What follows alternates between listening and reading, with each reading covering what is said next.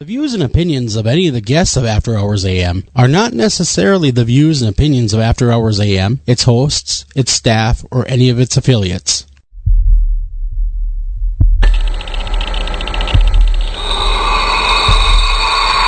to the After Hours program.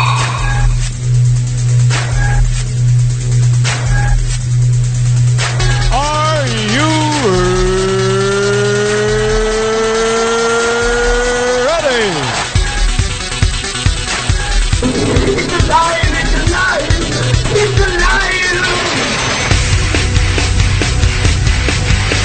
Now broadcasting live from the After Hours AM studio, Joel Sturgis and Eric Olson.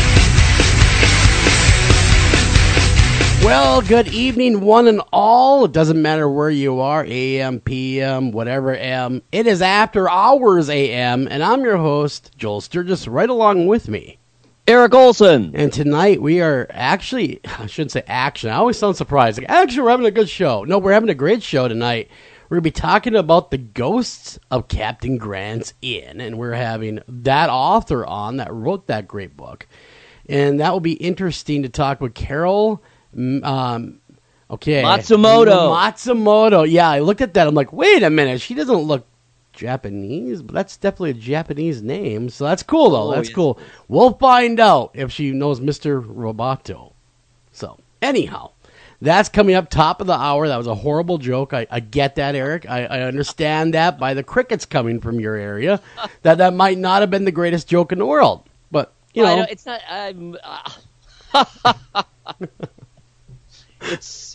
It's a few steps removed from being Japanese, since it was sticks and all. It was sticks and all, and there is some Japanese in there, though. Am I correct? Yes, there is. You're right. Yeah, I thought so, and I don't remember what part is Japanese, but I always think of Japan when I think of sticks for some weird reason. I don't know why. The song certainly evokes Japanese culture. It does. And then there's that song that goes, I think I'm turning Japanese. I think I'm turning Japanese. I really think so. And I found out. And that has nothing to do. I found out what that meant. I did. Absolutely nothing. No, it couldn't be any further than the fine people of Japan.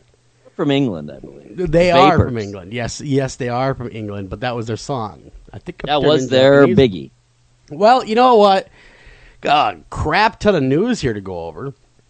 And did you hear that there's a planet in the neighborhood, man, that looks like it could be a nice place to live? I believe I tweeted it as recently as yesterday. Cool. One of our closest, basically, neighbors is warm, man. We didn't even know this. It's a rocky road. Only... think of this. Now, people hear only, and they go, oh, that's a joke. No, it's not a joke. It's only 11 light years away. In the cosmic scheme of things, that is literally the next block over. Yeah, exactly.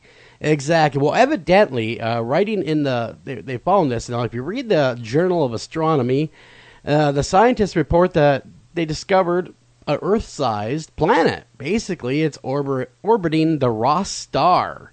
Star Ross, whatever you want to call it, Ross the star, 128.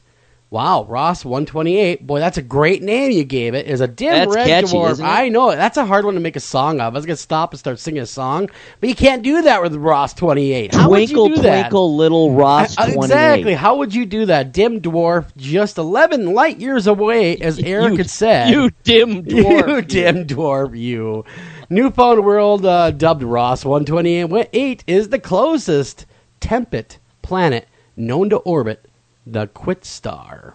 Now, does your article, because that's a different one from the one that I read, does it tell what they estimate the daytime temperature to be? Well, I'm getting to that. I'm looking at some stats here. Okay, the daytime between 76 and 68 degrees Fahrenheit. Think of that, man. Wow, that's like perfect. That's Southern California. Who could ask for more? Now you say that, but get this, a year only lasts 10 days, though, Eric. Wait a minute. That's weird. That's it. 10 days. So it's that close? It is. Oh, I see. Because it's a dwarf. Yeah, and I'm sure it's very cool, relatively. Yes. Yes, it's as the a cool star. kid. So It's it can the be cool that kid. close. Yes. And yet, what a perfect temperature. I mean, my goodness, what more? Is there water there? Well, it does say that they've been looking for some time, of course, for suitable Earth-type planets. Why, I don't know, unless we're all getting ready to leave. The planet is slightly more massive than the Earth, so it's probably a rocky world with a solid surface. The host star is much cooler and fainter than our sun. But Which Ross, is why it can be so close. Exactly, like but Ross 128, the little planet that could, orbits it so quickly and so closely that a year is just 9.9 days. That's amazing. Man, every 10 days everyone gets a birthday. That would suck. Wow. Think how old I would be. Yeah, no, seriously, Wow. anybody would be. The planet receives about 30% more radiation than the Earth does. So that could be a little bit of a problem. Yeah, that could be sound problematic. We could be growing third arms before you know it. that- If we're living there. Well, I don't know. Third arm? That doesn't sound so bad. Let's see. And then, of course, it gets the temperature of 76 to 68 degrees, like you said, Southern California. Although the study authors call Ross 128b a temperate planet, it's not clear whether or not it could actually sustain us at this point. They don't know whether Well, it's there in the would have to be water. Yep, they don't know if it's in the Goldilocks zone yet. And we don't know about the air, obviously.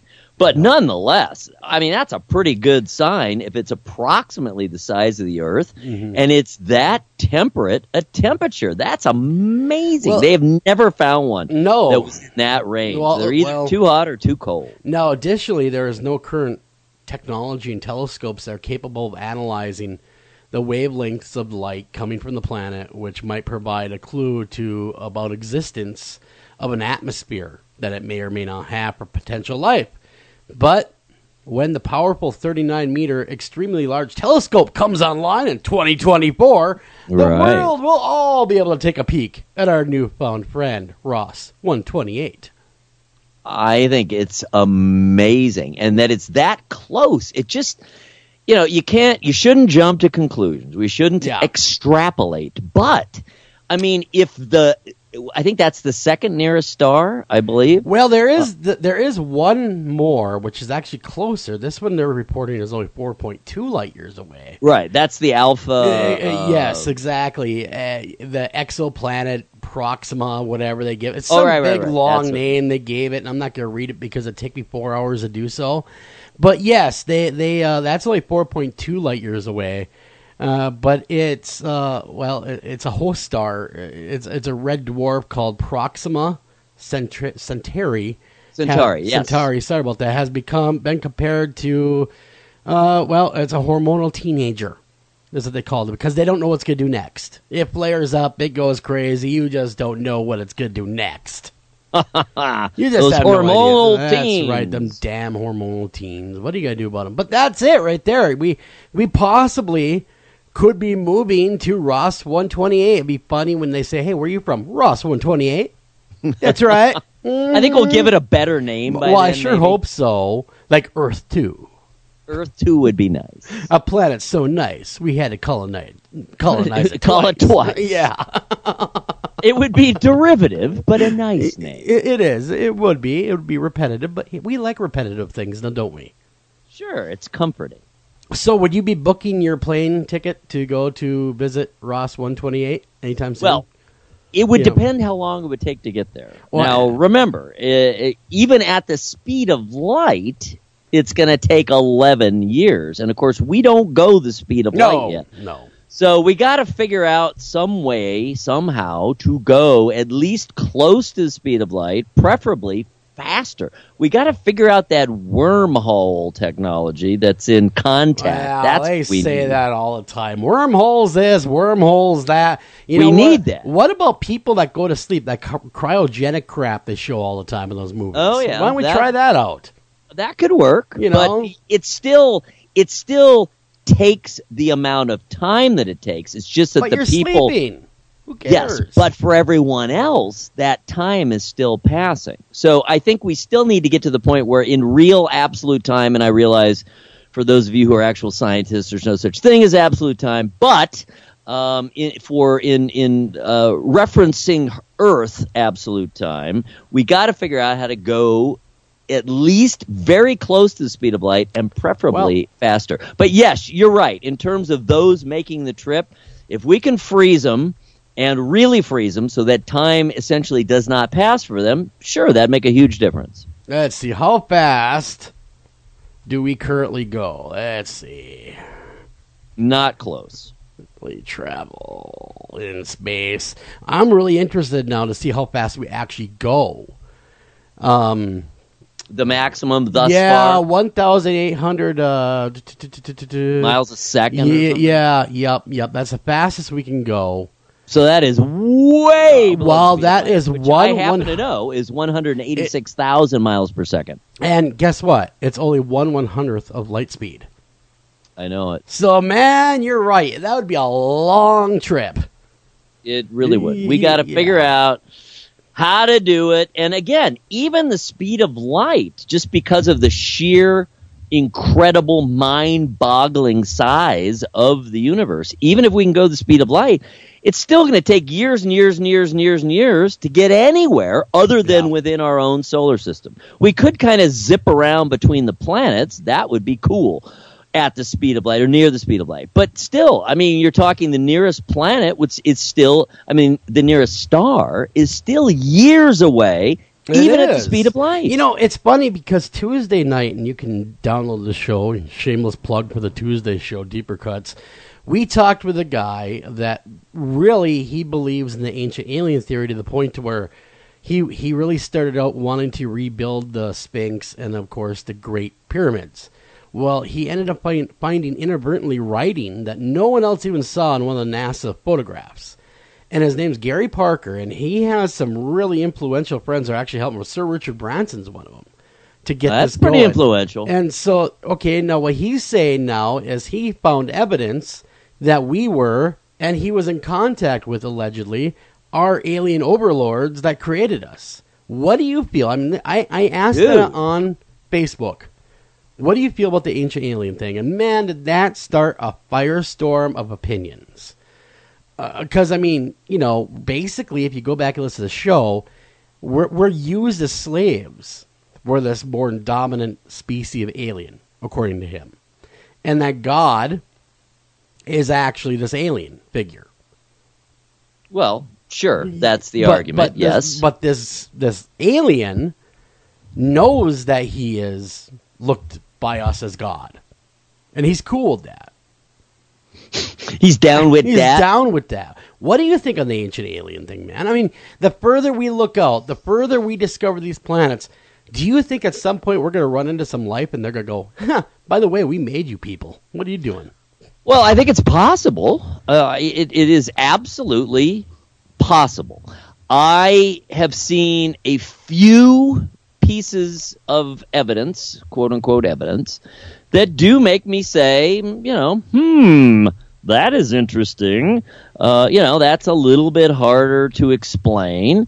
But thus far, I haven't seen anything that... We've talked about this many times, Joel. Yeah. The main philosophical thing, the leap that you have to take to get to the ancient aliens is... If it makes more sense, if it's a simpler explanation that we got this kind of help in the distant past rather than doing it ourselves. And so in order to get to there, you have to say that human beings were incapable of achieving the great technological leaps and whatnot that we have, thus far seemingly achieved in our past. So as far as I'm concerned, I think what I've heard you say is it's minimizing the intelligence and the abilities of human beings. I think you're I'm not willing to do that. Human beings are remarkable when they are focused, when they are working together, when there's a common cause. And there's certainly been individuals throughout history who have just been so far above and beyond the norm that, who's to say what humans have been able to accomplish throughout the years? Look at a Galileo, look at a Leonardo, look at a Michelangelo. Do you see that the Michelangelo, a lost quote unquote Michelangelo painting, just sold for almost $500 million? Oh man, that's expensive painting. I wonder where they found it. Someone's attic. Found in some old lady's attic. Hey, look what we found. No, but getting kind of when I asked the question after speaking, of course, with Gary Parker, what do you guys feel? And really, it really touched a deep level because it shakes our faith. Really, is what it does. Sure, it does. And that's something that came out in the discussions of people. Wasn't necessarily if they did it or if they exist. It was more, well, wait a minute, that's not what I was taught. Yeah, I mean, right. that takes everything right out, throws out the window. That would mean that there's no God, no Jesus, no nothing, and all we are is this experiment that these alien overlords that only use us to, in the early days, according to what he said, mine precious metals. That's all we're here for, is really their amusement now and their enjoyment? Well, obviously it's really reduces our vision of ourselves and our place in the universe and our place, as entities within a God, whatever religion, doesn't matter, dominated universe. So sure, that is very disturbing. But again, I think what it comes down to is do you have the kind of belief in the abilities of human beings to have made these great leaps in the past? And thus far, I do. I haven't seen anything that leads me to believe that humans couldn't have achieved what they achieved. There's still things that we're finding from the past, technological achievements, that we don't really know how to do to this day. But then that's when the ancient aliens people show up and go, well, that's ancient aliens. They were here. There's the proof. Right, but it's a tautological argument. It's a circular argument, So one does not necessarily lead to the other. My feeling is it's very interesting. I'm always interested to hear what the latest discoveries are. I'm always interested to hear what those theories are, and I certainly do not say it's impossible that life on Earth or human life on Earth was either literally begun or at least tampered with or moved along or improved, or that they got into our DNA, all the different theories. Any of those things are certainly possible. I just haven't seen anything that leads me to believe that those theories are more likely than the current obvious, which is that human beings have evolved and been able to do amazing things for a very, very long time. Remember this also: a human being of a modern human, not one of our cousins species, was essentially the same as we are now 100,000 years ago. That's a long time in human history. That is a very long time. But I think the biggest thing I was surprised at wasn't whether or not there are aliens. It was the whole faith issue came up right away. Right. Instead of looking at it from a purely scientific point of view of, oh, well, maybe there is some evidence. It got very heated very quickly with people not wanting to accept the fact that potentially what they've always been told is real and what they've always thought was real could all go away with just one person or one spaceship landing on the lawn of the White House going, hey, guess what? We made y'all. Yeah. Well, you know what I mean? And that's absolutely really what the fear comes into. Very much, it's a cultural, it's a religious matter. Exactly. Because it's not scientific. That's a matter of faith. So we shouldn't compare scientific discovery with matters of faith. But could you imagine, though, if tomorrow, for instance, or next year, because allegedly, according to Gary Parker, He's coming back in July of 2022. Who's doing this? The overlords that have created us, according to him. And that's based on what information? The information he received directly from these entities, or one entity specifically. Wow. And he went to some... You'd have to listen to the show, quite honestly. It's so much to digest. I really cannot do it justice here, his story. So if you want to take a peek, if you have any interest in all in the ancient alien theory, or believe at all, or just want to hear a wacky story, I guess, that's why I'm thinking to myself, wow, this guy's wacky. What the hell? But he was so convincing in what he believes he saw and who he talked with. And he had a conversation with these entities, one in particular that called himself Father. Huh. And so, that being said, what would happen if a grand unveiling happened, okay, and the Father, okay, quote unquote, this entity they called himself the Father, comes down. And we're all now forced to realize that we were not indeed created by a God that we envision in the Bible, but we were created by an alien force, an alien race. I would believe that society would break down almost immediately. Well, my first response to that scenario is, even if some sort of alien entity, an advanced alien entity, because it would have to be, obviously, showed up and did just what you're saying, that still does not preclude the existence of God or even religion as we perceive it. It would just be a supplemental aspect to it. It just kind of broadens out the focus of religion from Earth to the greater universe. But when he was speaking, and he talked about them coming back in July 2022, that sounded a whole lot more like an invasion. It does sound like that to me. Than it did, an unveiling of the truth. It was more of an invasion. Because according to what he was saying, us Gary, that he is going to take all of us to another planet. Huh. And why? To build more pyramids. Seriously, that's what he said in the show. And he's saying that this thing, this father, with a really long name, and I couldn't pronounce it again. He could pronounce it, but boy, I couldn't. It's a mouthful and a half. Is going to take us all into the grand spaceship and fly us to other planets to create more pyramids, because he is telling us that the Great Pyramid in Giza is a machine that's vibrating. Huh.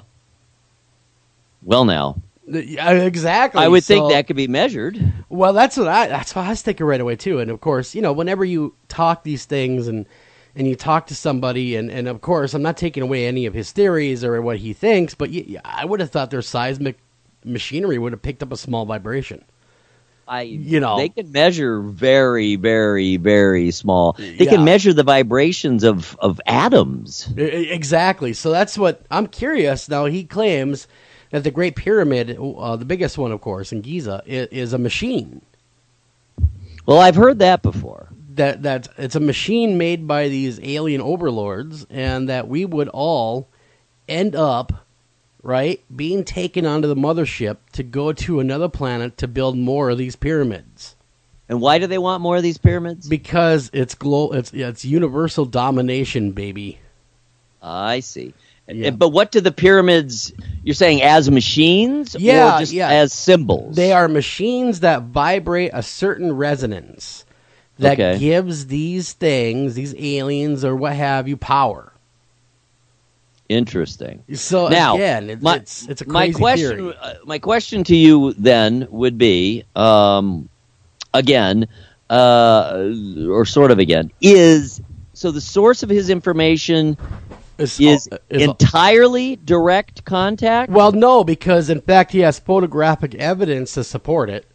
From NASA, of course, they took pictures, and I'm going to drop a link in there for you, Eric, so you can take a look at these pictures with me, and of course I'll drop one over there in the Facebook so we all can see it together. But this is the evidence he presented, and again, I'm not saying he's wrong, I'm not saying he's right, this is the evidence presented. You're just a conduit. Exactly. Yeah, exactly. So, okay, you take a look at the pictures. Are you there yet, Eric?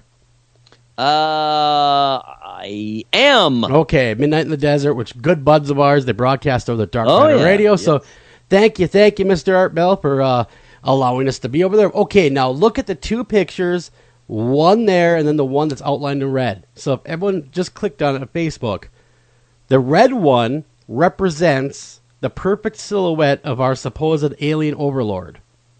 Whoa now. That's something. So, and then if you go down, that this is his drawing, Gary's drawing of our alien overlord. So now what he's saying is that this plateau, this area, was created with his image in mind. I see. And if you look, it could be pareidolia too. I mean, you really could be pareidolia. That someone's just reading too much into it. Yes. But we'll go down this rabbit hole for a minute. If you look at it hard enough, now he claims if you look at it and you get a laptop, you tilt it a certain way, writing will pop up out of this that says, the ruler of the underworld, and he will return, things like that, meaning the aliens. So he's saying that this is direct evidence of an alien presence that made us. This is the image of our maker, according to him. Huh.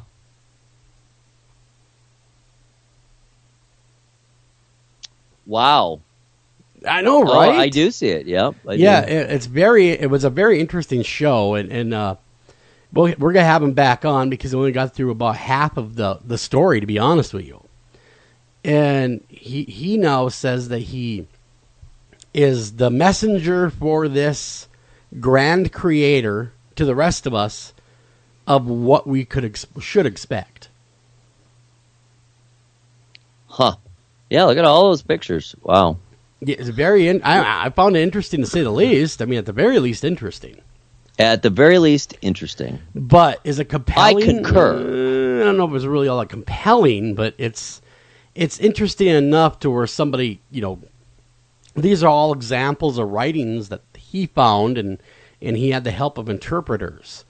I wonder what the initial impulse was for him to head off in this direction. Well, I guess what was the first thing that happened? Well, what had happened is he was getting together with these billionaires. What was it, Elon Musk, and of course he was getting with Richard Branson, and they were getting ready to restore the pyramid and the Sphinx. So he was looking at NASA photos to kind of figure out where to put machinery and this and that and what they want to do. And then while he was messing around and kind of going in tight and really zooming in, he noticed that there's writing on the side of the pyramid. Freaky. That's what I said too. Again, it's up for download the show. It's really a wild ride, and anyone that's interested in the whole ancient aliens theory, definitely download the show, give it a listen. I'd love to hear your own thoughts, guys, of what you guys think. Do we have an alien overlord that's going to come down and grab us all, and basically when you die now, by the way, you get turned into basically jet fuel for his spaceship, by the way. I forgot to add that part. No, seriously now. Well, that sucks, man. Yeah, there's no heaven. There's no heaven. Yeah, that's sucking too. You just die, and you end up... Get turned into jet fuel. Jet fuel for his spaceship.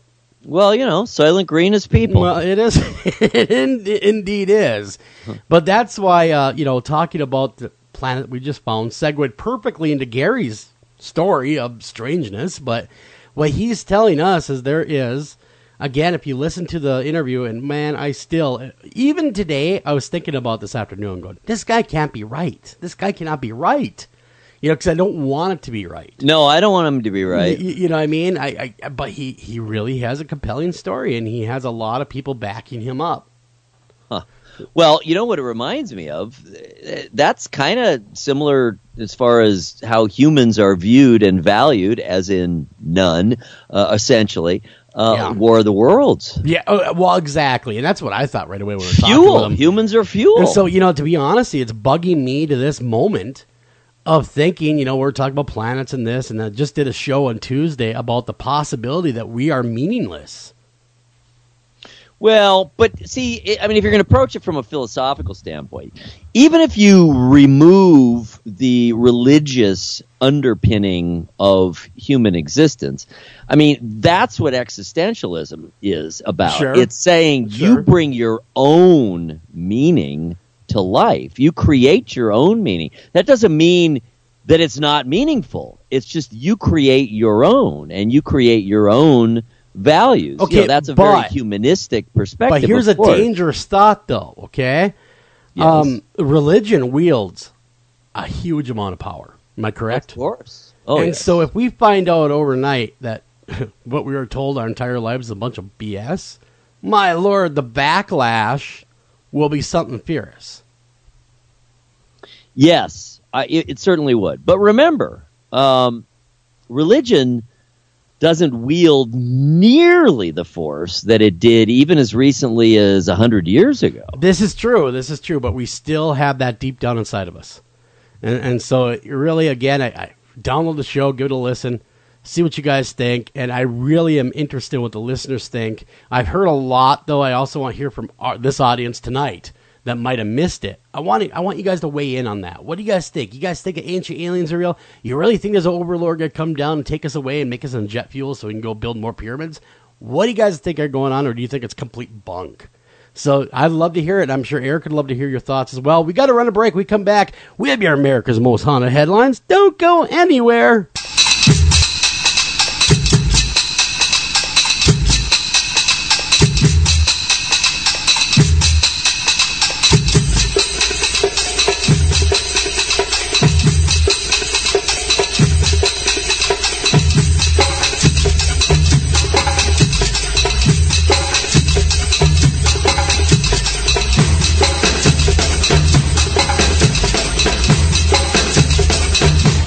After Hours AM will be right back after these messages.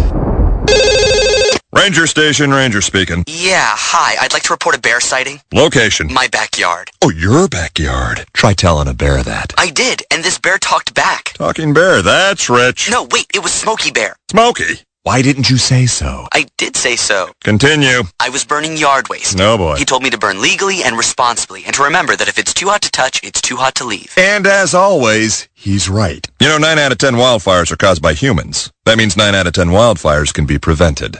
Yeah, I know that now. Thanks to me. Actually, thanks to Smokey. As usual, the talking bear gets all the credit. Get your Smokey on. Always burn responsibly and contact your local fire department for open burning regulations. Because 9 out of 10 wildfires can be prevented. Brought to you by Smokey Bear, the U.S. Forest Service, your state forester, and the Ad Council. Learn more at smokeybear.com. Only you can prevent wildfires. This is Jen McGowan, founder of Wayward Souls Promotions, a company dedicated to helping individuals, teams, radio shows, and others that are seeking exposure for their individual events, conventions, and shows. We offer a wide variety of advertising, such as web-based article, social media posts, podcast advertisement, and so on. Contact us at paranormalpromotion@gmail.com, visit us on Facebook at Wayward Souls Promotions, and visit our website at www.waywardsoulspromotions.com. Welcome back to After Hours AM.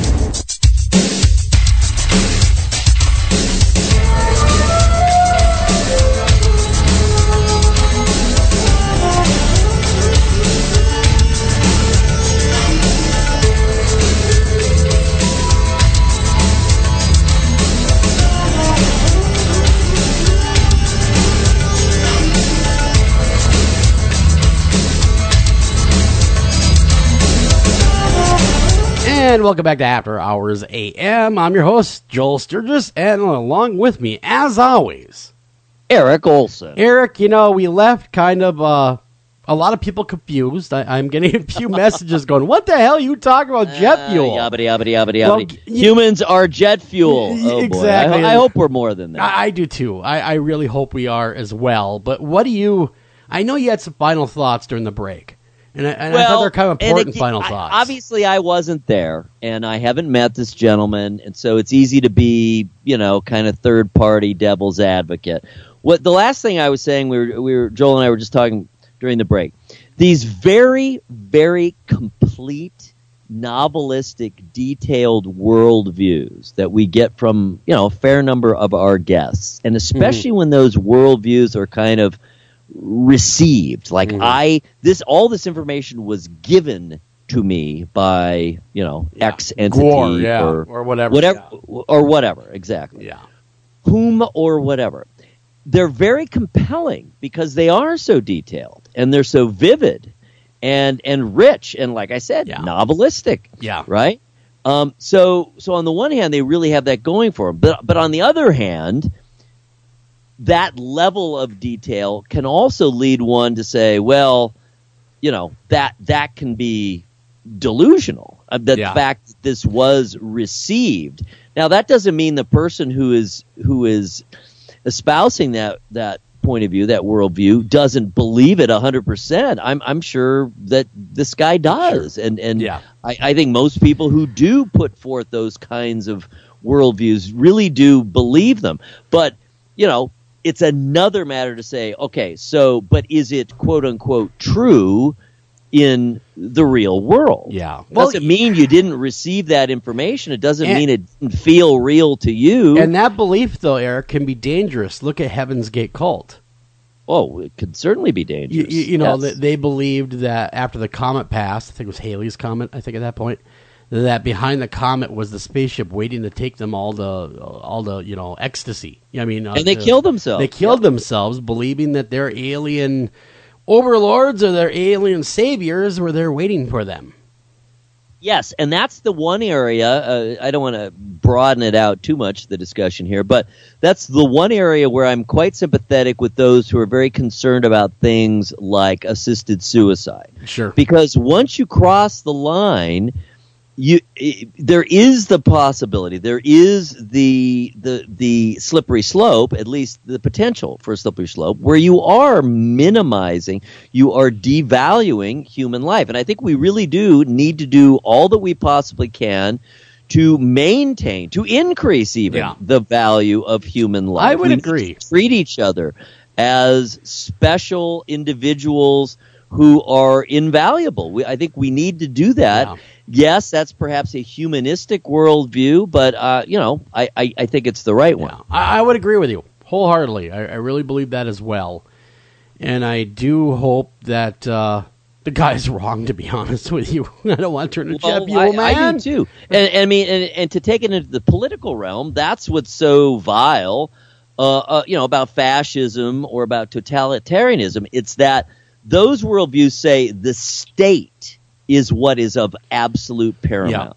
Yep, exactly. Not the individual. It's the complete opposite of democracy or even a representative, republic, that kind of thing. Sure. Our kind of government. It's the exact opposite, because we say the government gets its legitimacy from the people, from the individuals, whereas fascism says the exact opposite. Exactly. But anyhow, man, crazy subject. Crazy subject matter. Again, if you haven't heard the show yet, go ahead, download that over there at Spreaker. Just search out After Hours AM over there at Spreaker.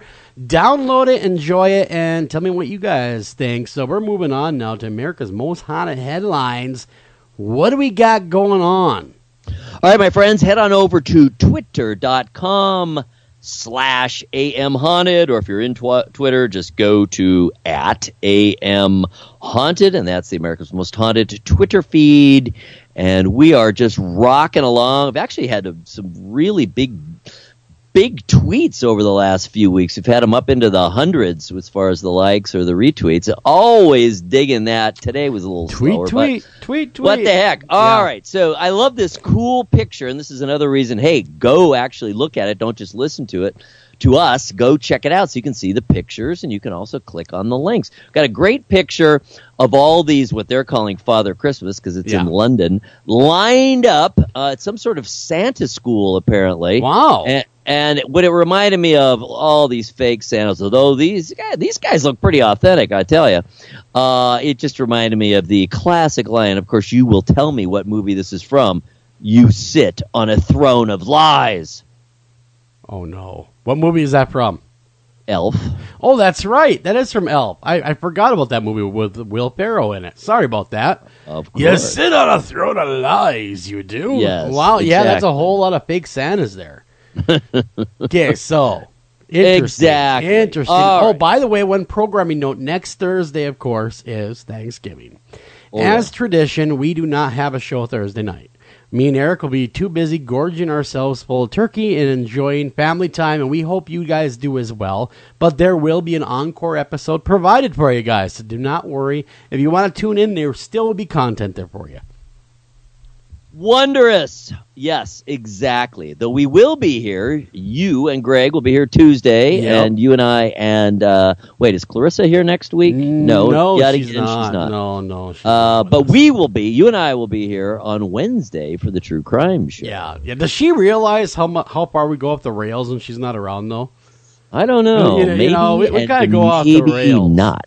You know, it's kind of fun in a way, though, because, it's like, it's kind of like the inmates run the asylum after she's gone. Yes. And we interjected a large paranormal content We into the did. show last. We did, and people are digging it. It was fun. It was cool. And I love those two. I mean, I don't love them. They're awful. But they're such great stories They really covering are. those two locations between the crimes and then all the reported paranormal Yeah. activity. And you yourself have experienced paranormal activity at the Velisca House. I have, and if you guys missed last night, shame on you. No, just kidding. Go ahead, go download it over at Spreaker. And we covered last night in depth. We did Velisca Axe Murder House, the famous one over there in Iowa that everyone's heard of, and then, of course, the Amityville Horror. That case of Rodney DeFeo murdering his family, then subsequently the house became haunted, and the Lutz ran out screaming, yelling, and crying. You will kind of get our thoughts and feelings on both cases, where we stand on it, what we think, and whether we think they're real or hoaxes. At least one of them. Indeedy. All right. So, without looking, this one is, it's just not even close. All right. So, of all the feature length, because there's some creepy Disney cartoons too, Yes. shorts. Of all the feature length animated Disney's, or not animated, just Disney period, what is the darkest of them all by far? Without looking, I would have to say, normally it's on the list when they talk about dark Disney, Fantasia. Yes. Okay. You win. So that is... it's not even close. No, because that's You always got the one they refer demons, to. devils, and spooks and spirits running Exactly. amok. Exactly. It's a great time. It's amazing. I love it. We just watched it again. I love the music. I'm a moderate classical music fan. Ultimately, I love it a lot. I just don't spend a lot of time listening to it because I'm off, in my own little world. But the music is so amazing in it. The pieces that were selected, and the one that's held up, and the one that's most paranormal or demonic, or however you want to put it, is Night on Bald Mountain. Mm-hmm. And oh man, if you just watch that segment, it is stunning. Yes, and what it I is. linked to was there's a anecdotal story on Narratively, which is a cool site that basically just does that. Anecdotes from people's past experiences that they've had. And this is a guy remembering his first exposure to Fantasia, and in particular the Night on Bald Mountain segment, and he literally threw up. He got so afraid. Man, now that's saying something. He was young. It was a while ago. And he was in the movie. Exactly. But he barfed. So anyway, yeah, it's classic. If you're young or for some reason haven't been exposed to Fantasia, some of the earlier Disney work, hey, you gotta check that out. Fantasia, Definitely it's a lot do of that. people's favorite Disney film of all time. Yeah, I like it. I do. I actually showed it to my 4-year-old, and she got scared. Yeah, well, It's like, there's uh-oh, some scary This parts. is scary. Nope, not for me. And so, I still like it, though. I think it's And very, I love very The interesting. Sorcerer's Apprentice. Yes. That one's what a fantastic. Yeah, it was good until Nick Cage did it. And then after that, it was all over for me. Yeah, that. They try to turn an animated segment into a feature film. Yeah, and Nick Cage is a hit and miss actor, to say the best about him. Yeah, that one was not fantastic. No, shall we say. God no. God Speaking of Disney, however, Disney Pixar has a new film. Did you know that? Just coming out next week here in the U.S. It's already been out for about a month in Mexico. Do you know about Coco? Yeah, I saw some type of trailer for it, I want to say. It's all about the Day of the Dead, isn't it? Right. Yeah. It's based on Day of the Dead. Cool. Man, I am looking forward to seeing that. It'll be very interesting to watch their treatment of Day of the Dead over there at Pixar, to see how they show the holiday. Yeah, and I think it goes beyond that. I think I think this boy, this musician you see here with his guitar, I think he actually enters the spirit world and meets his ancestors and learns to love them and love interacting with them, not being deathly afraid of them. That's the impression I have of the tale of Coco. Coco beware. Yep. It has already broken the all-time Mexican box office record. Wow, is that really all that hard to do? I mean, really? Come on. Well, it's number one all time. There can only be one that's number one. Okay, think about this. How often do you hear about a film coming out from Mexico? All right? Well, tell me. I don't know about right now. When's the last film? The Mexican film industry has always been very busy and vibrant. Really? Oh, yeah. There's always been a really active Mexican film industry. Absolutely. Wow, I thought the only thing they really did was the what were they called with Antonio Banderas movies. But that was pretty much all they did. Oh, no. It goes way, way, way back. Oh, yeah. Mexican film industry been very busy, very active, very popular in Mexico. Well, I would imagine in Mexico they're a hell of a thing. Of course, the next question is how well does it translate outside of Mexico? So that's another question. That is true. But, we got some world-famous directors, including the guy we just talked about last week, Guillermo del Toro from Mexico. Exactly. Yeah, very, very interesting, though. It's going to be interesting watching Pixar's rendition of Coco about Day of the Dead, and it's good. I'll watch it. I'll check it out. It looks like it's a cute little cartoony thing, so hell yeah, man. Count me in. Well, and of course, Pixar animation is so amazing at this point. It's the colors. Well, that's computers, man. That's computers that work for you. Yeah, usually, not always. No, not always, but a good portion of the time now, it's usually computer rendering. Yes, it is. So anyhow, all right, man, I'm a cynical son of a gun, aren't I? Have you seen Fantastic Beasts? Now, I know you're not a Harry Potter guy. No, I have not seen it, and nor have I seen any of the Harry Potter movies, but I have been told the Fantastic Beasts are very good. That's a good movie. Well, I enjoyed it. I did not like it as much as probably most, if not all, of the actual Harry Potter movies, but it certainly does a fun, good job of recreating that world and bringing it over actually to New York City. So, yeah, I liked it. The sequel has been announced, and it'll be coming out November 18th, or I should say November of 2018. Sorry, that's a big difference. In other words, a year from now. Is J.K. Rowling, is she responsible for this one as well? Oh yeah, okay. Yeah. She's the writer, the screenwriter. You ever seen a picture of her? She's cute.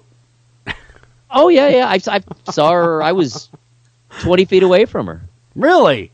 Wow! Yes, at the grand opening of the Wizarding World of Harry Potter, at Orlando. No kidding, huh? Oh, yeah, she was right there. That was. I haven't been to that many grand openings, but that is surely the most impressive grand opening I have ever been to. I would imagine, she went from nothing to everything. Yeah, and that opening, at I am surprised. Universal Orlando was just unbelievably spectacular. They had basically the whole cast of all the main players from the films were all there. They were all interacting. They had everyone who had gone into the actual creation of that physical space there at Orlando, Universal. And, and they just really pulled out all the stops. And if you haven't been there, if you're a fan of the movies, if you're a fan of the books, I mean, when you walk in there, it really does feel like I am in that world. I am in the wizarding world of Harry Potter. Very, very cool. You really can't suspend disbelief. Anyway, the name of the sequel to Fantastic Beasts, coming out a year from now, is The Crimes of Grindelwald. Oh. And that was the Johnny Depp bad guy who appeared right toward the end of the first film. Oh, so Johnny Depp will be in on this. He is. He's Grindelwald. Okay. Well, that should liven things up. I should do something, I would say. Yeah. Yes, indeed. Although he is yet another Hollywood male figure who has been accused of is he really? abuse. I didn't hear this one. Oh, so, hey, by the way, Al Franken. He was accused too today. Oh, boy, I've heard all about it. Of being a toucher and a feeler. Yes, 2006 on a USO tour. Yeah, and he was in office at that point, I do believe. No, he was not. No, he wasn't? Okay. They made a real big point of that. Now, he was just a comedian at that point. Okay, because I know he's been in office a long time. I know him. I've interviewed him on several occasions, and, I never got the creep vibe from him, but then again, Well, he owned it, and he apologized very quickly, so at least he's got that going for him. All right, moving along. This, to me, is just bizarre casting. They have just announced that Jenna Elfman from Dharma and Greg, that band, yeah, comedian and Scientologist, by the way, from a family of Scientologists. Oh, good. She will be added to the cast. She'll be a star on Fear the Walking Dead next season, season 4. What? Yes, Jenna Elfman on Fear the Walking Dead. Now that does not fit at all. I didn't seem to fit to me either. Really? Jenna Elfman, Yes. she's great. Dharma. Dharma's great in comedy. Yes, right? she is a comedic actress. She absolutely. is a brilliant comedic actress. Yes. Wow. I guess we're just going to have to hold judgment until we see her on Fear the Walking Dead. I did see her in something, I think maybe it was a TV movie, perhaps, where she really was out of character. I mean, it was not a comedic role, and she was pretty good. So, I don't know. Yes, we'll have to reserve judgment, see how she does. Yeah. Yeah, I think you're right. Just kind of see where this goes. That just seems really strange. I'm reading the article, and I can't believe that she'd want to be a part of that. Just doesn't seem like in her personality type from acting. They call it anyway. Stretching. Yeah, I get it. I mean, she's still good looking and all, but what I'm saying is normally, what am I trying to say here? Normally, girls like her in comedy roles. I shouldn't say like her because I'm using a broad brush, but she seems to fit very well in comedy roles. I have seen her try to do the serious drama stuff, and you couldn't get past the whole Dharma thing. You see what I'm saying? And that's what ruined it for me anyway, with this actress. And again, brilliant actress, has a lot to bring to the table. But Dharma was such one of those characters it's one of those characters you're recognized by. Kind of like Ted Danson was always Sam. Right. He never got away from the Cheers Sam. It was always there for him. Sam. It was Sam. Or even Woody Harrelson from that show Cheers. Woody, the bartender. So, I mean, sometimes actors and actresses, they get pigeonholed into one character so deeply. And typecast. Yeah, and she played Dharma so well. So I guess we will have to see what the audience reaction will be to her. We will. All right. So, interestingly, even though Pluto is so far out, right? It's so far away from the sun, billions of miles. I don't remember how far. But it's way, way out there in the Kuiper Belt. And so they knew, of course, that it was cold. But when they actually got the probe out there and were able to actually, start doing real probing measurements, probing, obviously, is what a probe would do, real measurements of the temperature, it was much colder than they thought it would be. Really? Yes, and they've been trying to figure out why Is it so much colder So than you're they saying predicted that it would? that Pluto's not a vacation destination. Probably not. No. Though they are saying also that it's possible that there is internal heat. All right, then. So it's just cold Within on the the outside, warm on the inside. Gotcha. All But right. anyway, it's very cold on the outside. So they finally figured out the cause is likely to be there's a blanket of essentially the equivalent of smog that blankets the entire planet. Wow, who did the whole smog thing there? You know, It's natural smog. Well, yeah, that's odd. Man. Hydrocarbon. Yeah, I'm looking at that, and that's interesting. Very interesting. But yeah, it's very, very cold, and even colder than they thought, like you're saying. And then of course, you know, it might be warm in the core, but man, I don't think it'd ever be able to sustain life there. Oh, I don't think so. No, I don't think they think Not warm-blooded life, anyway.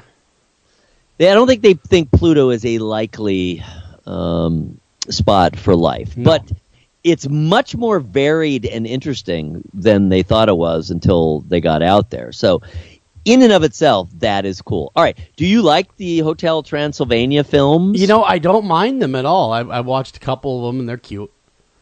You know, the Well, first they two are, of them. yes. You know, kind of fun, and you know, and they're coming out with a third one, I see. And so that'll be. Is that another Pixar film? No, that No? is not Pixar. That is not a Pixar film. Oh my lord. Okay, but I watched them. They're not bad. And this one, I'm watching a trailer right now in silent, of course, on the webpage, America's Most Haunted, the AM Haunted page, Twitter, and it looks really darn good. Animation's good. It should be a good story. Summer again. Vacation is the subtitle of Hotel Transylvania 3. All right. Well, are you gonna watch it?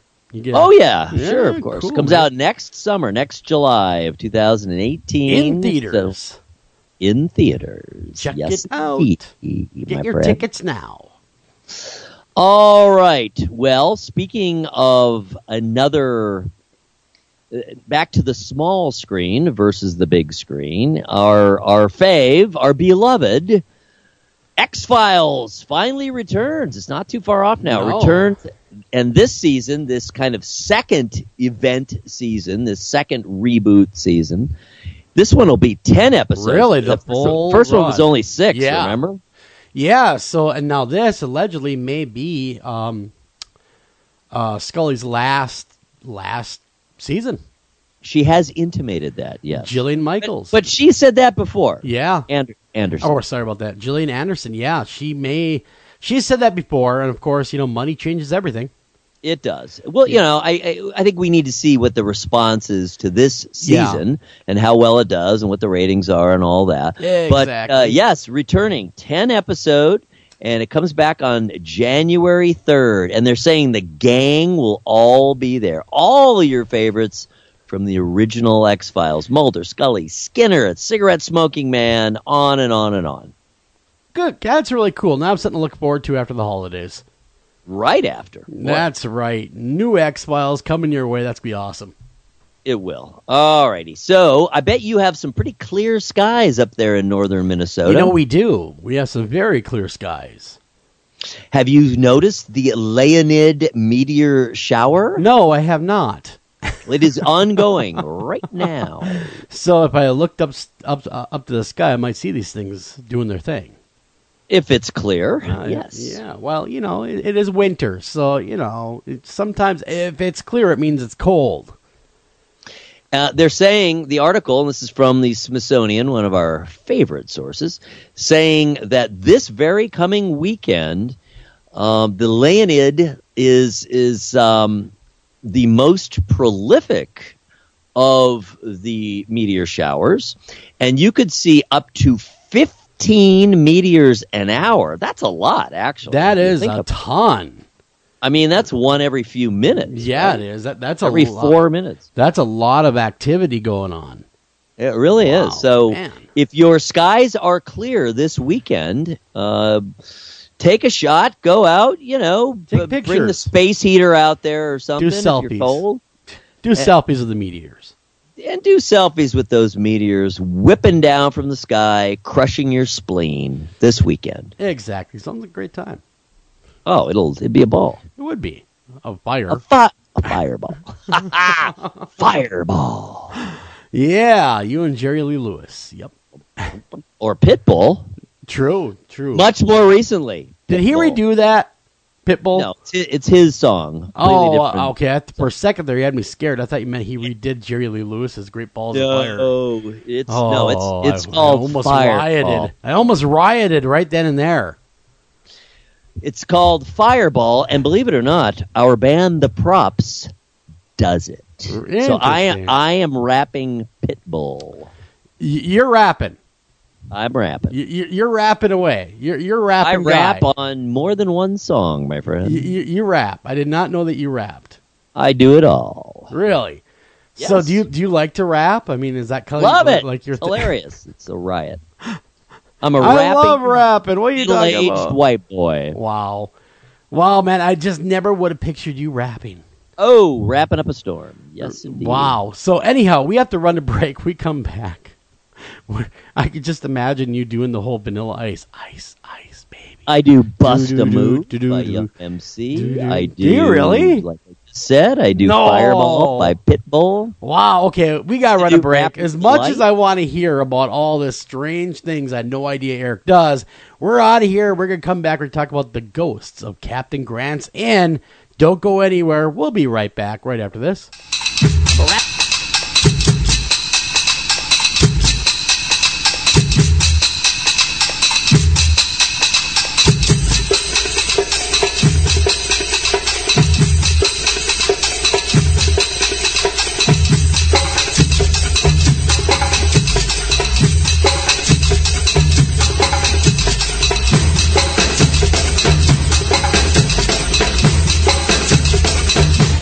After Hours AM will be right back after these messages. Ranger Station, Ranger speaking. Yeah, hi. I'd like to report a bear sighting. Location. My backyard. Oh, your backyard. Try telling a bear that. I did, and this bear talked back. Talking bear, that's rich. No, wait, it was Smokey Bear. Smokey. Why didn't you say so? I did say so. Continue. I was burning yard waste. Oh, boy. He told me to burn legally and responsibly, and to remember that if it's too hot to touch, it's too hot to leave. And as always, he's right. You know, 9 out of 10 wildfires are caused by humans. That means 9 out of 10 wildfires can be prevented. Yeah, I know that now. Thanks to me. Actually, thanks to Smokey. As usual, the talking bear gets all the credit. Get your Smokey on. Always burn responsibly and contact your local fire department for open burning regulations. Because 9 out of 10 wildfires can be prevented. Brought to you by Smokey Bear, the U.S. Forest Service, your state forester, and the Ad Council. Learn more at smokeybear.com. Only you can prevent wildfires. This is Jen McGowan, founder of Wayward Souls Promotions, a company dedicated to helping individuals, teams, radio shows, and others that are seeking exposure for their individual events, conventions, and shows. We offer a wide variety of advertising, such as web-based article, social media posts, podcast advertisement, and so on. Contact us at paranormalpromotion@gmail.com, visit us on Facebook at Wayward Souls Promotions, and visit our website at www.waywardsoulspromotions.com. Welcome back to After Hours AM.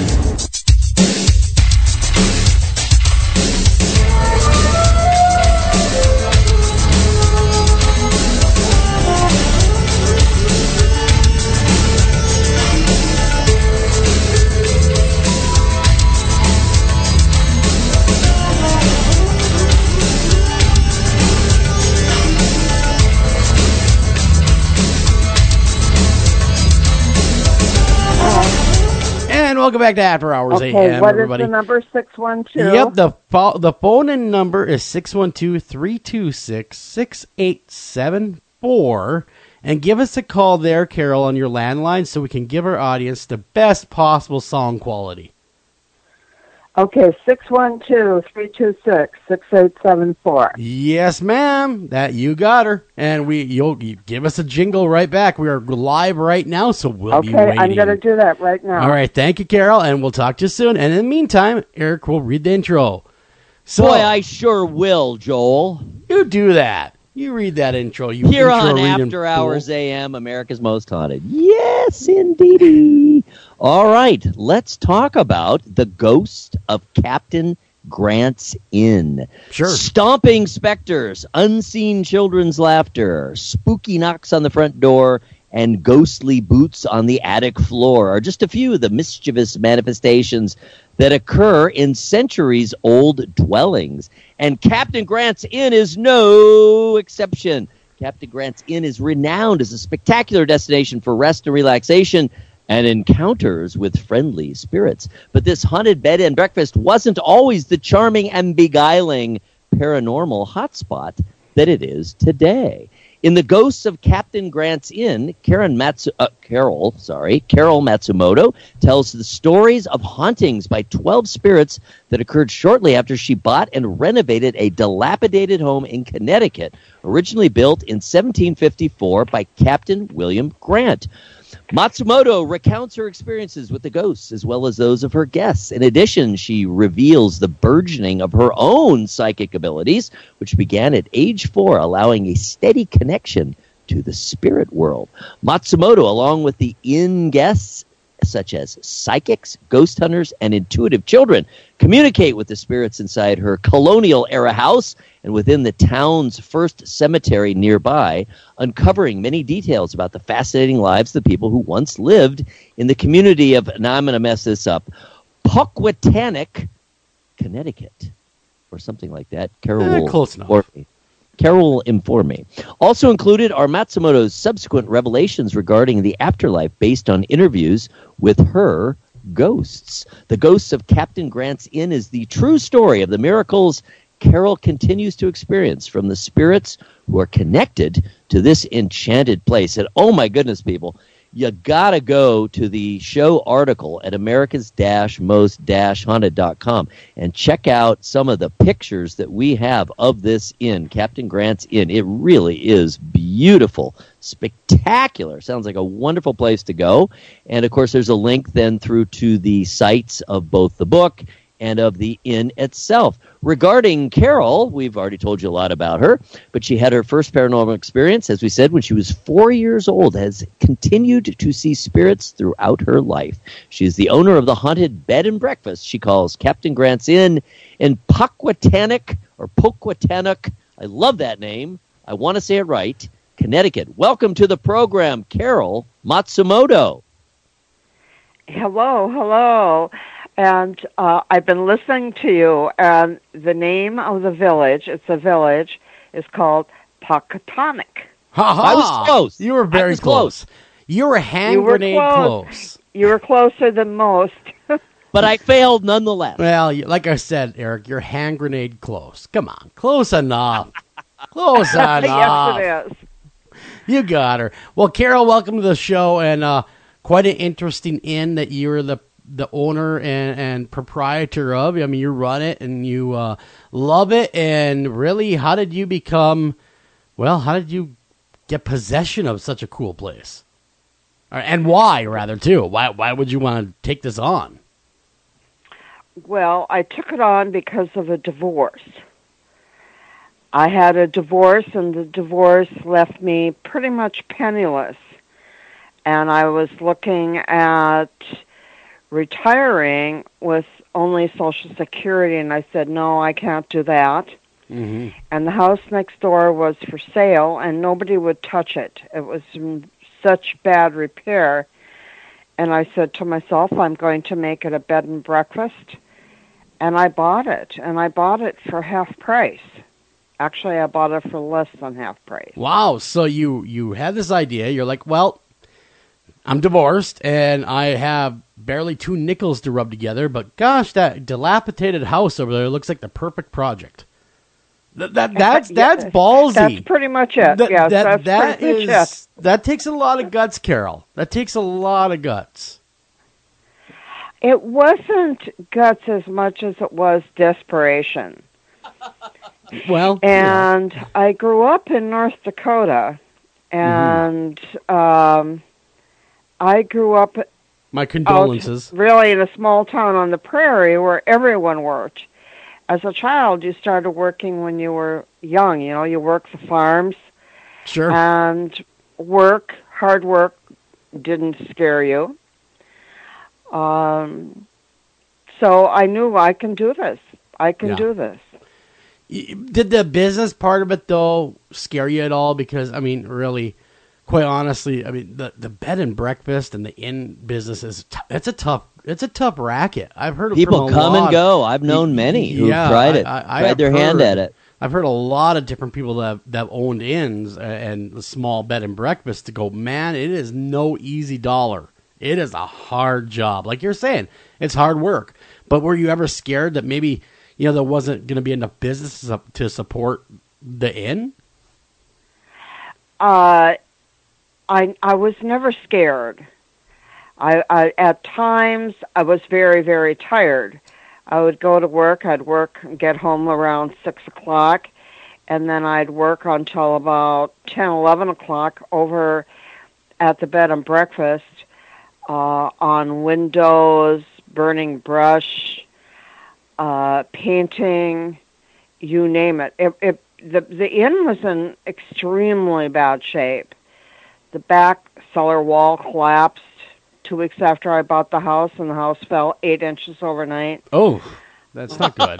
That's kind of a bad deal right there. An inauspicious beginning. Oh, it was really tough. I wouldn't have been able to do it if it wasn't the help that I got from beyond. And that's the God's truth. I had miraculous things happen for me in order to get the project completed. Mm-hmm. Well, for a lot of people, the foundation coming in like that and sinking the house would have been it for that house. With the disrepair it was in, then of course you have that caving in. Most people would have been like, well, get the bulldozer because this is done for. No, my first response was, okay, how do I fix this? Mm-hmm. The house is an extremely heavy house. It's a post and beam, and some of the posts are a good 10 to 12 inches by 10 to 12 inches. So when you do that with a 3-story home, you have a home that weighs many tons more than the common house today. So I went to Providence, Rhode Island, and I bought staging for a commercial inn. I didn't buy it, I rented it, and set the house up so that it was even. And then I had a new basement wall put in. The basement wall was put in by my ex-husband, who owed me a great deal of money because he had never paid me any support for raising the children. And he told me he was going to pay me everything back and help me out. We hadn't spoken in 13 years, so when I asked him and he said, yes, I'm going to do this, I was totally shocked. Did you believe him? He had done many things, but yes, he had never lied to me. Okay. Let's say some people will have been like, yeah, whatever, when pigs fly. I'll believe you when that happens. No, he came through. He came through, and at the end, he also got his children back. So it was a very healing thing all the way around. He was a very experienced carpenter, so he had the kind of help that I really needed. Sure. Well, so it caves in. You basically say to yourself, all right, really you're unstoppable. Instead of like a lot of people would have been like, well, okay, this is it for this house. You know what? Bulldoze it in. It's done for. Not you. You went and got the necessary equipment, got the help that you needed to restore the foundation. Yes. I rented a backhoe, and my daughter and my son. My daughter is good at equipment, and she helped me. My son helped me. We sanded floors, took down walls. Man. Got a new roof on the place. I need your family, Carol. I need your family to come over and give me a hand. Man. Wow. You got. And we need the spirit help too, and of course we want to hear about that. Yeah, we'll get to that. It's a paranormal show. I had so many things happen that were just unbelievable. At one point in time, we took down a ceiling. I didn't take it down. My ex-husband took it down in the old kitchen. I say the old kitchen because the house had two kitchens. They were both old, but one we called was even older. It was older. Anyway, we had one bathroom, and there was nothing holding the bathroom up. And I needed to have a laminate beam. They didn't have these new laminate beams that they have now, but I needed a beam 18 feet long. Mm-hmm. And I had no idea. I was living from paycheck to paycheck. I didn't have any savings. And I prayed a lot, and I prayed all the way to work, and all day at work, and all the way home. And when I got home, my ex said, "You don't have to worry about the beam." I said, "Well, what happened?" And he said, I went to the dump, and there was a construction truck in front of him that had an 18-foot laminate beam that they were going to get rid of, and they gave it to him. Man, what a stroke of luck. That was that. Yeah, no, that was a miracle. Yeah, well, that is a miracle. That's just one of many. Probably the miracle that was the most prominent was our well. Mm-hmm. And this happened a year after I had opened. And the town that we live in fact, in southeastern Connecticut, most of southeastern Connecticut is on a well. Yeah. Not public water or public sewer. We all have our own. And it was the week before Memorial Weekend, Mm-hmm. and we ran out of water, and the following weekend we were full with gas. We didn't know what to do. How are we going to have water for our guests? At that time, there was no place in our area for people to go. We had the largest casino in the world here at that time, Mm-hmm. and there just wasn't enough room in the whole entire area for people to stay. Sure. So on Monday morning, my husband was still working at that time, my current husband, and he called from work and said, "What are you going to do?" And I said, "Well, I'm going to pray." And just as I said that, driving up the driveway was a well rig. Okay. And yeah, a well Wow. rig. And I said, "You won't believe what just came into the driveway."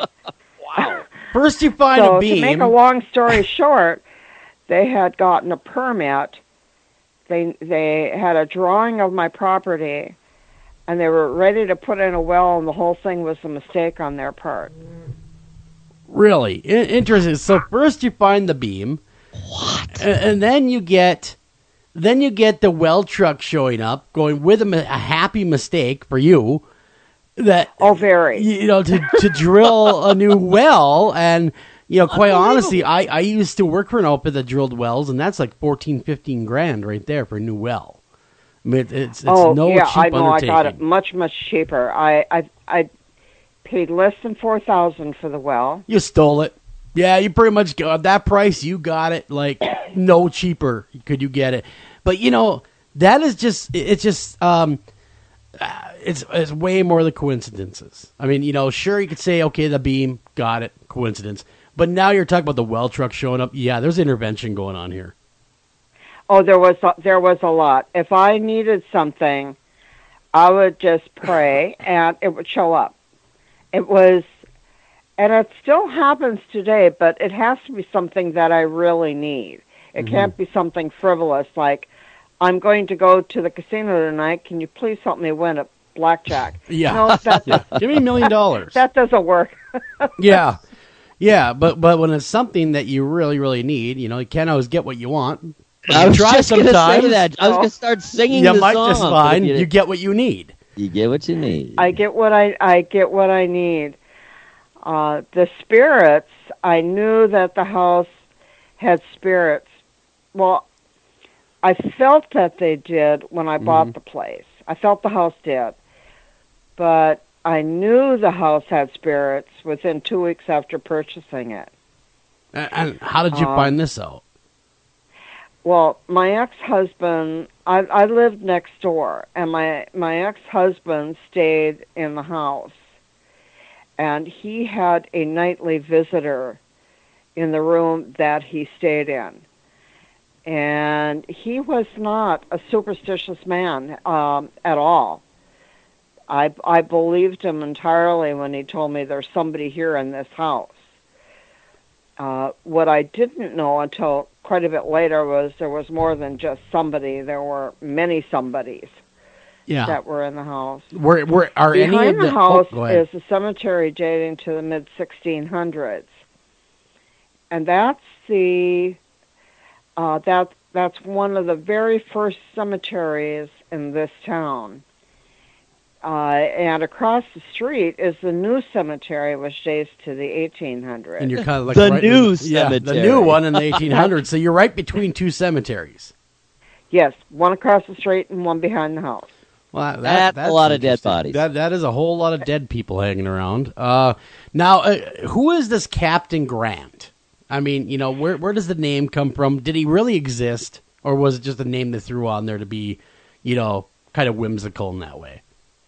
Colonial. No, Captain Grant's his actual name was Captain William Gonzalez Avery Grant. Oh, that was his full name. Too many names. Yeah, hard to put that on a business card. Yep.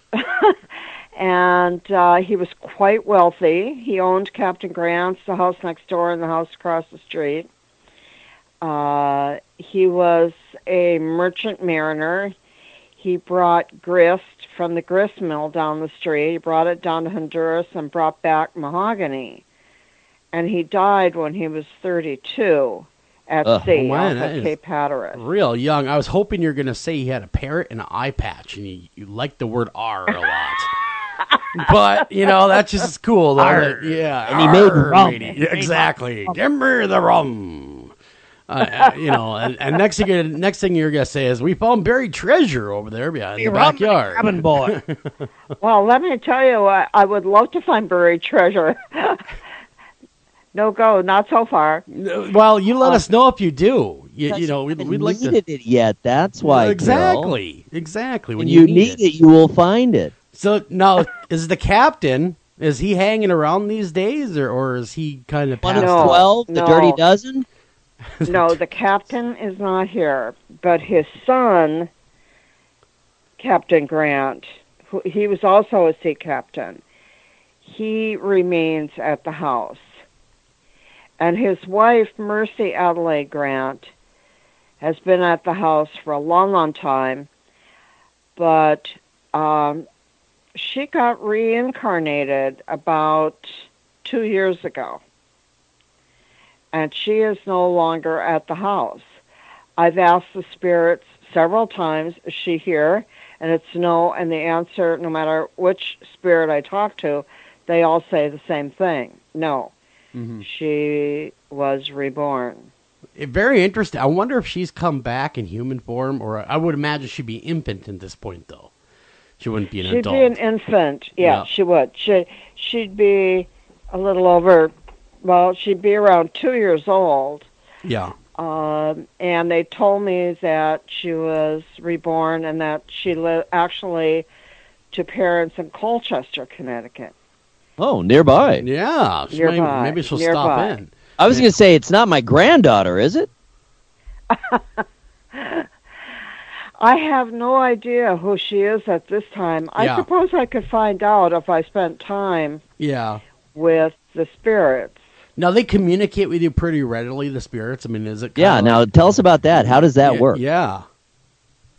Okay, they communicate with me anytime I want them to. It's quite amazing, actually. I'm just... In the beginning, I was not only amazed, I was a bit scared. I didn't know what to think of all of this. Now I just accept it as something that I can do whenever I want to do it. So you call up to them. How do you express that intention? Is it just a thought? Okay, what I use L rods, and I can use crystals, and they're really effective. So dowsing rods seem to be the yes and no method. I would suppose you primarily use of them then with the dowsing rods. Yes, and it takes a long time to learn something. The names that I got took a long time. I was lucky because I had the property. I have a map that shows everyone that ever lived here, when they lived here.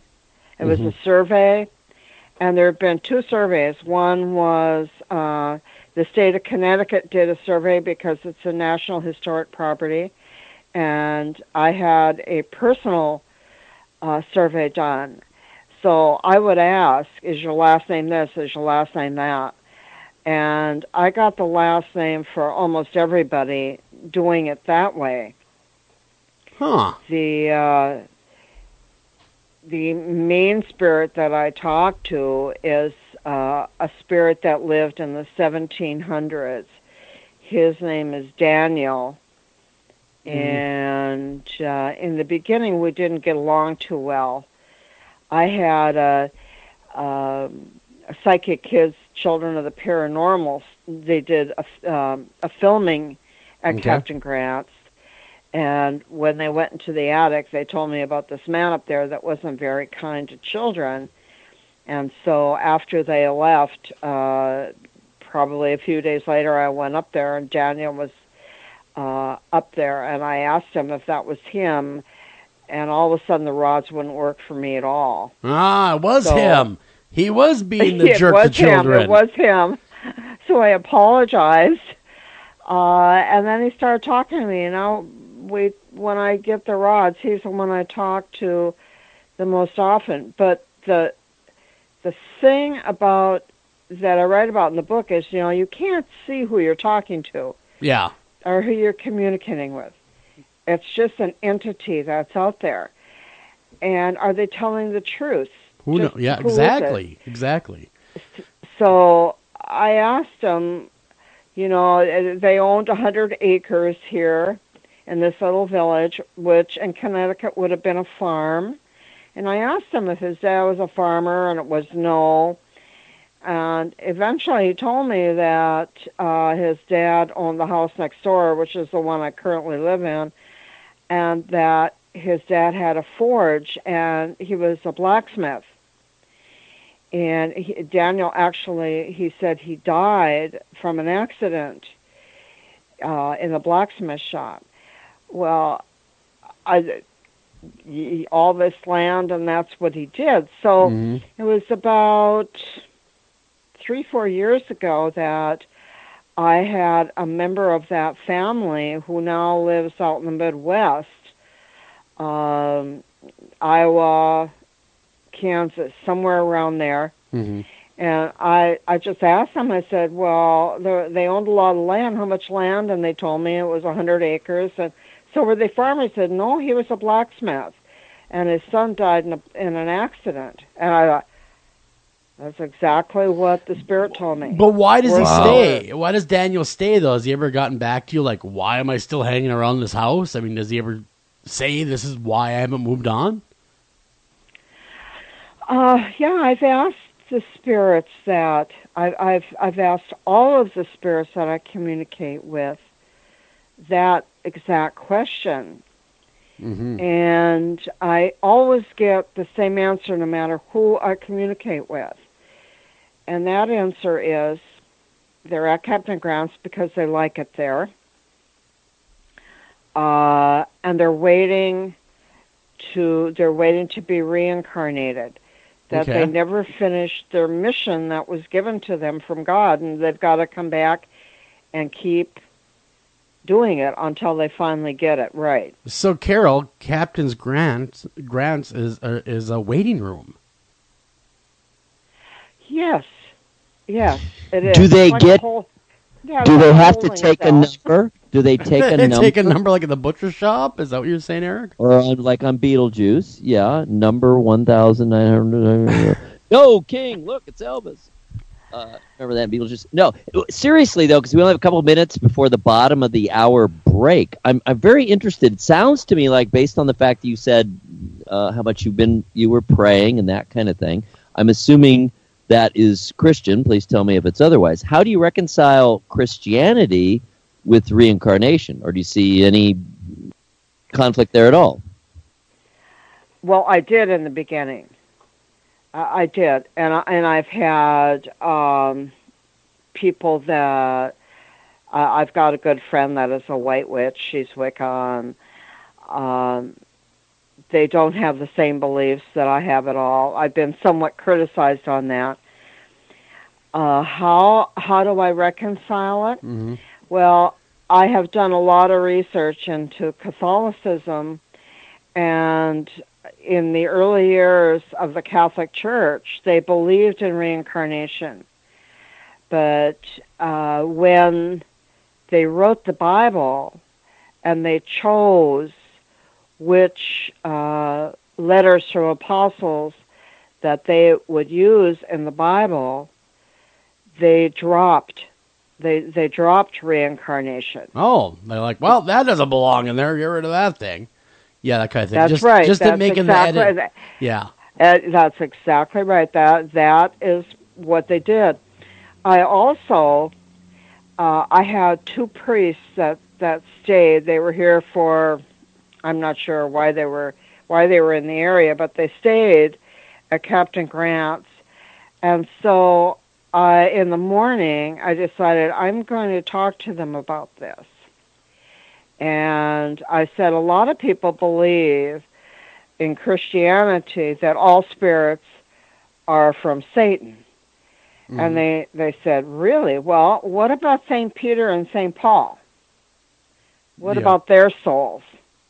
Yeah, and good point. I just said, thank you. Yeah, exactly. Yeah. Well, we have to run to break, Carol. I hate to cut you off here, but we got to run to break. We'll come back. We're going to talk more about Captain Grant's Inn. And, of course, the book. We haven't touched on that yet. She's written a wonderful book brought to us by Llewellyn Publishing. Don't go anywhere. We'll be right back right after this.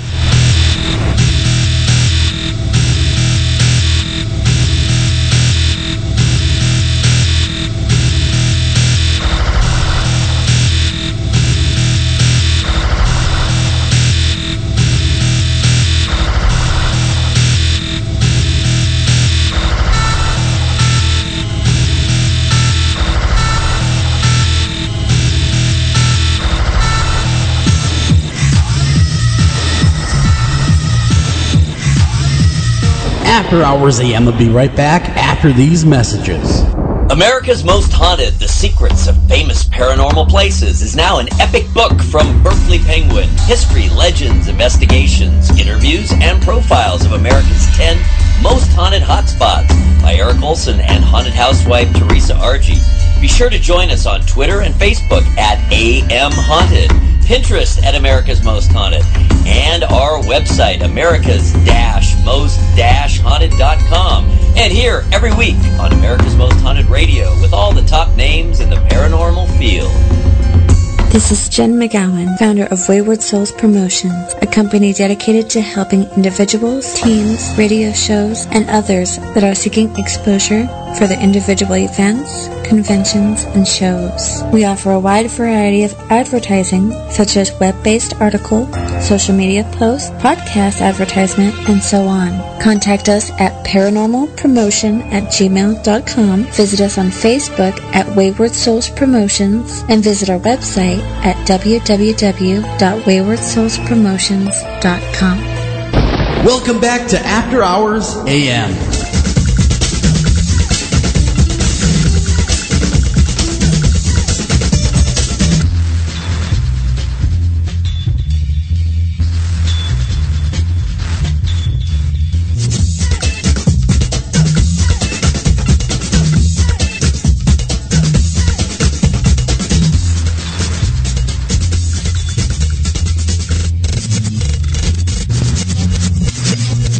And welcome back to After Hours AM, everybody. I'm your host, Joel Sturgis. Right along with me, as always, Eric Olson. And we are speaking all things Captain Grant's Inn. And quite honestly, Carol has written just a wonderful book about this, and it's Matsumoto, Carol Matsumoto we're talking about tonight. And it's so funny, though, to hear you. And when I first read the last name, I thought maybe you're Japanese American. With that last name, I'm like, oh, well, maybe she's Japanese, and you are not though. But you married one, am I correct? That's correct. That's correct. I'm actually of French, Polish, and Scottish heritage. Well, that's cool. A combo. That really is a combo right there. Yeah, isn't it? Yeah. You know, it's you're talking about all the strange and wonderful things throughout your journey that's happened. One, finding construction stuff that you needed that you couldn't afford, and there it was in the back of a truck. They're getting ready to throw it away, so they just gave it to you guys. And then you had the well drilling outfit show up and get a well drilled for about 80% off the normal cost because it was their mess up while they were there. And then you have the spirits that you can communicate with on a regular basis. Daniel being a blacksmith that doesn't like children, we found out. And the Captain Grant not being the R pirate, with the parrot, but more of a industrious pirate, or a pirate captain. And, still a pirate to me, R Captain Grant. So here we are, we're up to speed, and you had a lot of different paranormal groups come through. Now, one thing that gets put on when I was researching for the show, scariest places on Earth, or a scary place. Why? It doesn't seem like you can really put Captain Grant's in that category of scary, because I've yet to hear you say anything about fear. But every time I looked at any of the stuff, it was all had to do with dread and hauntings. So do you find that kind of irritating that you would be put in that same vein as like a Villisca axe murder house? Well, I don't want to say on the air what I think of that particular show, but I would tell people to, really consider what you're watching. Is this really true or not? Yeah. We've been on several shows. Mm-hmm. HGTV. We've had Travel Channel 3 times at our place. We've had A&E. And it's entertainment.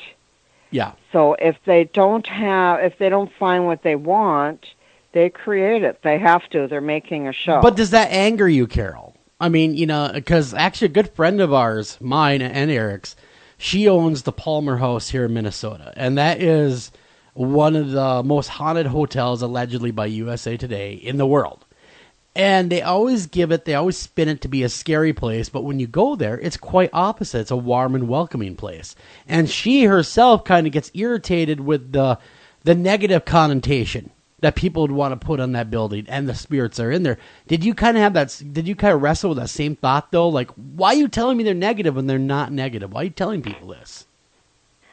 Well, I know why they're doing that. They're doing that because they want to sell their show. Yeah, but did that anger you? And there's not a lot that I can do to change that. Sure. For instance, we were on CNN Headline News one Halloween, and they called us at 10 of 7 and said at 7:10 we're going to do a blurb on you on the air. So I called all my family. Mm-hmm. Well, I didn't call all my family, but I called as many as I could out in Minnesota and North Dakota, and they were going to highlight 3 haunted inns. And they did the first one, and then they got to Captain Grant's next. Mm-hmm. And the woman just went on and on. She said, there are so many ghosts there that if you go around the corner, you could run right into one. You got to really be careful. They take up a lot of space. And my husband and I just really laughed. In fact, we howled, and I talked to some of my family afterwards, and they all had the same reaction. Mm-hmm. Everybody was laughing. Mm-hmm. The third the third in never got on because she spent so much time with us. I've just accepted it that that's the way it is. I know a lot of people believe everything they hear on television. Oh, yes, they do. It's entertainment. Yeah. I think you said it about as good as anyone could. It is, at the end of the day, after all, a television show, and they are there to entertain. And, that's right. And fear sells. Whether you like it or not, fear does sell. It'll sell far greater than Casper the Friendly Ghost. And so I totally get where you're coming from. And of course, the exposure, when you're a business owner, any exposure of that level is great. It's exposure. all good. Exactly. No matter what, what spin they want to put on as far as the ghosts go. Now, do you believe that the ghosts, though, have they kind of become part of your family in a way where they're just so normal that you would feel weird if they weren't around? That's exactly correct. They're there. I had a woman come and she wanted I will do a ghost communication session with my guests, and this woman said, I want to try the rods. So I gave her the rods, and she immediately tried to get rid of the ghosts. I want you to go here, go there, and I just grabbed the rods and I said, "This isn't your house." That was rather rude that you did that. Yeah. So, no, they're there. Yeah. And they're gathering. The ghosts are gathering. I've got a chapter on it in my book. Please tell us. Yeah. Pardon? Please tell us. Elucidate. Tell us about the ghosts. We'd love to hear more about them individually and collectively. Well, the ghosts that are the most prominent in the house are Daniel, who I've talked a bit about, and then there's Deborah Adams, and Deborah Adams died of an illness when she was 5 years old. And she, her ghost behaves just like you would think a 5-year-old would behave. Mm-hmm. There's another ghost who was a little boy named John who died when he was 9. They're buried in separate cemeteries. One's across the street and one's behind the house. And they roll marbles around in the attic, and they roll marbles around in the hallway. Deborah giggles, and my guests hear her. What they say in the morning at breakfast is, "You have children here, but I don't see any children at breakfast." I said, "Well, all the children that are here are deceased."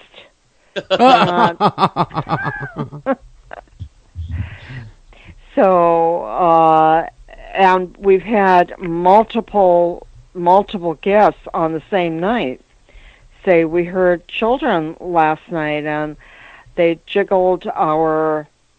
We don't have knobs on our doors. The house is, 260 some odd years old. The doors have latches. Gotcha. Handmade wrought iron latches, and they will jiggle the doors, and guests will wonder who in the world is in the hallway, and they'll open the door and there's nobody there at all. And when that happens, that's usually either John, this little boy John, Mm-hmm. or it is Deborah, and most often it's Deborah. The most haunted place in the house is the Adelaide bathroom. And we finally had to, after replacing the curtain rod 6 times, my husband glued it and screwed it to the wall so that it wouldn't end up in the bedroom. Mm-hmm. But it still gets messed with. One night I had a couple of gentlemen that stayed in that room, and they woke up around 2 o'clock in the morning hearing like a ting, ting, ting, like a fork hitting a leaded glass. And one of them got up and went to the bathroom, and the curtain rod was being taken off of one end and then crossed over and put on the other end. Wow. So that, Yeah. Man, they like to mess with construction stuff, I hear. Wow, look at that. They want to move around your bathroom and this and that. And now, has anybody, with all this going on, that may not have been aware of the hauntings, come down the next morning yelling, going, what the heck? Why are you guys in my room? Why are you guys stomping around? That kind of stuff. Yes. Yeah, that's why we started talking about it, because we had a New York City detective. I kept it secret for a long time. I was afraid that nobody would come to the inn, so I never said a word. But this one New York City detective came down for breakfast on a Sunday morning and demanded his money back for the weekend, saying that my husband and I were the two rudest innkeepers he ever met. And that I asked, I knew it was the spirits. I just, my heart just sunk. And so I asked him what happened. He said, well, between 4 and 5 o'clock, all you did was stomp around in the attic, and your husband wore boots. He said I could hear these boots made so much noise that we couldn't sleep.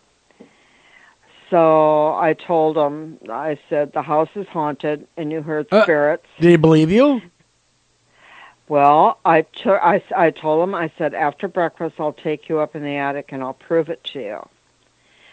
So after breakfast, I took him upstairs, and at that time, my husband didn't have his workshop yet, so all of the reconstruction lumber from the 18th century was in the attic, and it was all tossed above this guy's bedroom. You couldn't walk there if you tried. You'd break your neck. Yeah. So I brought him up to the attic. I said, that's where your bedroom is, and he knew it, of course. And he came downstairs, and he booked, and he came 2 more times. Interesting. Well, it's really cool, and the inn seems to be just a magical place, cool place to visit. But why the book, Carol? Why did you feel the need to write a book about it? Well, I've always wanted to write a book ever since I was young. I guess it was on my bucket list. But my husband, for Christmas about 4 years ago, gave me a book from this woman who owns an inn in France. And she said, this is what you do to really get your name out there. You write a book. So my husband looked at me and he said, why don't you write a book? And I said, okay. Why not? Give it a try. Well, it takes hours and hours and hours and hours of time. It's just I'm not, and I don't have a lot of time since I run the inn. Sure. He started taking over some of the jobs that I do so that I would have more time to write the book. Okay.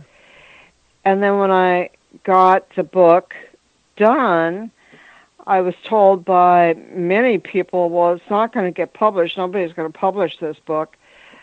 I said, well, I'm too old to worry about that. I'm just going to send it in. And I sent it in to Llewellyn, and I got a response immediately, and now the book is out there. But it took me, with all of their rewrites, another year to complete. It's not as easy as it all sounds. So you get the. It's not as easy as it all sounds. You get the rough draft out there, and then of course the edits and the rewrites and all the things that go into getting a book out there out for sale. It's quite a process. It is quite a process, and I really respect Llewellyn. They're very strict on what they publish, and I've had other authors that have stayed here that haven't been able to get their books published by them because of what they demand from their writers. Yeah. And that's really led me to really respect that publishing house. They're very good. Yeah, we've worked with them for quite a few years. I've been working with Llewellyn about 10 years now. And you're right. They are very, very good at what they do, and they demand a lot. And most of it, if not pretty much all the books that come to us are top-notch. I got to say, they do a very good job. I want to go ahead and give a big shout-out to Kat over there at Llewellyn. Kat Sundquist over there. She is one of my main people I talk with. And we also have others that we deal with, and more notably Vanessa, and we want to make sure to mention her too. Gosh darn it! And so get that out there. Llewellyn has been a big sponsor of ours over the years. In fact, they just sponsored a big event that we were at, and they allowed us to use material that they gave us. But anyhow, getting back to your books, you write the book to get your name out there, and plus you always want to write a book. So you decided, I'm going to write this book about where I live, this inn. Now, has the book spawned people, or spurred people rather, to want to come visit it because of the book? Like they read the book, we got to go check this joint out. I've just had one guest come since then because of the book. And that was all she could talk about while she was here. She was just in awe. But the book hasn't been out there that long. Yeah, it just came out in October, right? Right, and this is November. This is our slow Yeah, you got period. time yet. But now, paranormal investigators now, when they come in, what's it like to have a team that wants to do investigate the entire property? What's that like? Ugh. Ugh. Well, when we first had a group of investigators come, this is many years ago, I was just in awe. At that time, I didn't know how to communicate with the spirits myself. Sure. Well, that awe has worn off. The bloom is off the rose. Pardon? The bloom is off the rose. We get a lot of, in fact, I just had one this week.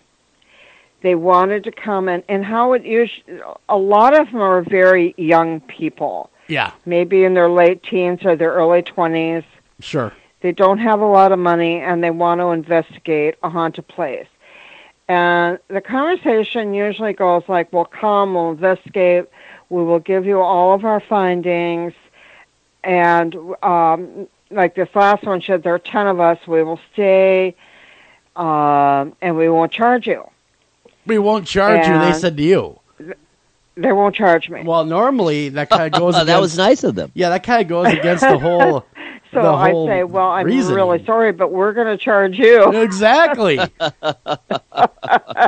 So they're hoping to get a free room, is what they're hoping to do, a few free rooms, and they won't charge you to investigate. Probably the most respectful, one of the most... Well, we've had several that are really respectful. One is Connecticut Paranormal Research Team. They've been with us twice. They've been here twice. They're very respectful, and they're very good at what they do. And the other was Scientific Paranormal. They've been here twice. And they're scientists by day, and they are paranormal hunters by night. And they have money. For them, it's a science. Yeah, but they also, I don't know, pay for their rooms. Oh, absolutely. So everybody that comes they have to pay for their room. They don't get to come for free. Do you ever do events over there?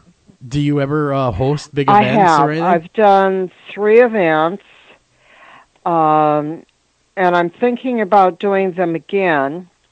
If I did them again, I would get Connecticut Paranormal Research Team to do them. Scientific Paranormal wouldn't do it. I'm pretty sure. But this other group have told me that they would do it. But it's difficult to organize it. We have... Sure it is.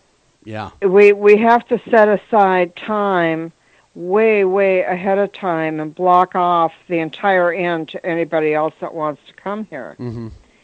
And that's hard to do. We've got people booked clear up to next October. So, no, I haven't done that in quite a while. And I don't plan on doing it for the near future for sure.